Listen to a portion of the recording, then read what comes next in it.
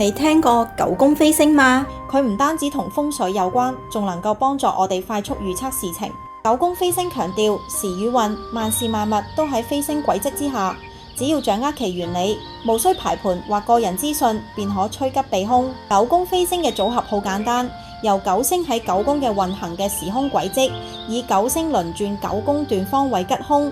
我哋九宮飛星係以北斗九星之氣進行扭轉乾坤，當然亦都唔能夠忽略數個體系對人與事嘅影響。上古修行人以氣定吉凶，而家話氣，好多人唔明白，甚至覺得好玄。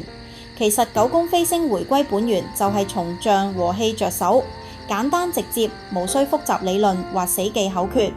祖宗留得嚟嘅方法本來就簡單，只係後人亂改先至變難。幾年前，我嘅朋友考慮移民，我用九宮飛星推測佢不宜移民，因為一旦行動可能會出事。最終佢選擇留喺香港，如今意外地有咗良好嘅發展。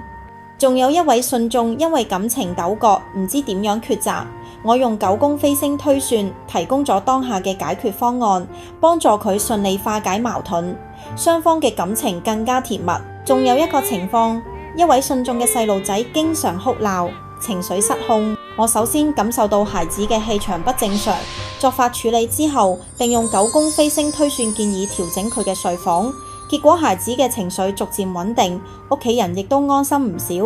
九宮飛星嘅預測其實人人都可以學習，無論大小事都能夠幫助你回歸本源，理解象與氣嘅道理。真傳一句話，呢個係師傳嘅真理。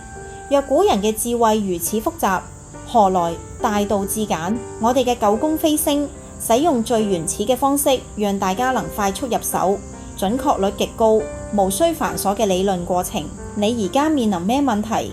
歡迎留言，期待你突破自我，讓九宮飛星助你成就非凡人生。下期再會。太上慈悲，祖師爺慈悲，師父慈悲，諸位受用。